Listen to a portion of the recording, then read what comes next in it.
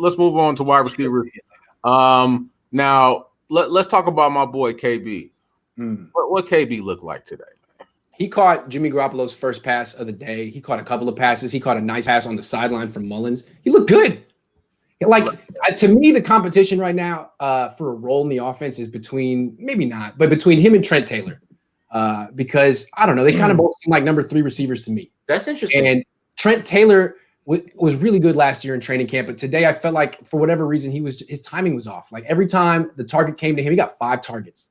He was, like, diving or running back for the ball. He did make one diving catch with his left hand, which was really nice. That's the one everybody's talking about. Kendrick Bourne was just like in sync with the quarterback. And he was 3 for 3 with his targets. Yeah. Trent Taylor was 2 for 5. Bourne looked really good. Jennings looked good.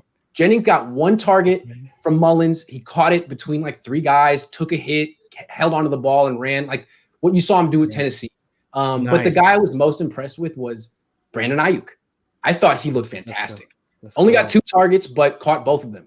First one was with the first team offense playing split it on the left. What I noticed at Arizona, he was almost always on the left. He's comfortable over there. He lined up against Mosley, beat him with a quick slant. Mosley was playing off, easy. And then a little bit later, he went up against Witherspoon, ran a deep comeback. So sold the go, came back to the sideline, made a really nice catch. And both times he looked like he was going like 80%. Real easy. Really athletic. I got to get his rookie card, man.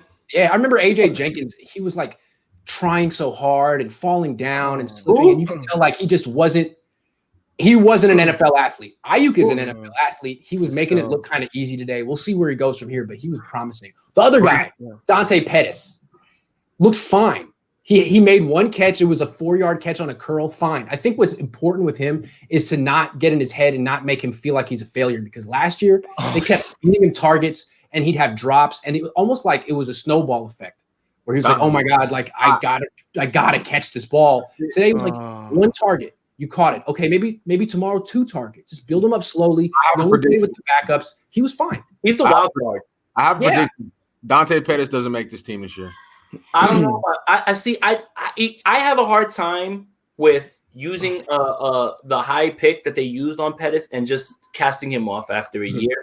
I said, bro, I think Dante Pettis doesn't make this team. That's just me personally. Like, give me Juwan Jennings, young legs. Oh, I want him. Yeah, give me Tavon Austin. I could depend on him. Here's the thing about Tavon. I think they're playing this year. The practice squad is 16 players, and you could put 1 vet on it. I think they think they could put Tavon on the practice squad, and I think they thought they could put Travis Benjamin on it too before he opted out. So I think Tavon could be a weapon, bro. But I think they don't have to give him a roster spot. They can have him on the practice squad and call him up. Because I think this year you can call up 2 practice squad players every game, right? So you can have him.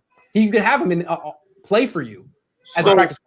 Grant's absolutely on, because these are literally verbatim the words that Kyle Shanahan used in his press conference. Literally he goes, first of all, listen, this is what I want you guys to get wrapped on. Like, when you see these free agent signings, camp bodies mean more than what you think it means. What it means is, he said, ideally, you want to have 11 receivers in camp. He goes, right now we're at 10. He goes, it's not fair to the other guys to have so many other, you running every single play. You need to have guys in there who are going to at least alleviate some of that, right? Think about how many sprints they do in a practice.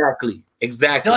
Dozens miles there. Yeah. Right. Exactly. So Tavon Austin, his role for me is either one, that Richie James gadget, like whenever they want to dip in their bag, and they're like the Arizona game, when they were desperate for a play and they went down, they threw the comeback screen right back to Richie James, and it was a big play. I feel like Tavon Austin can fill that role. And if anybody right now, I would not want to risk Brandon Ayuk as a punt returner.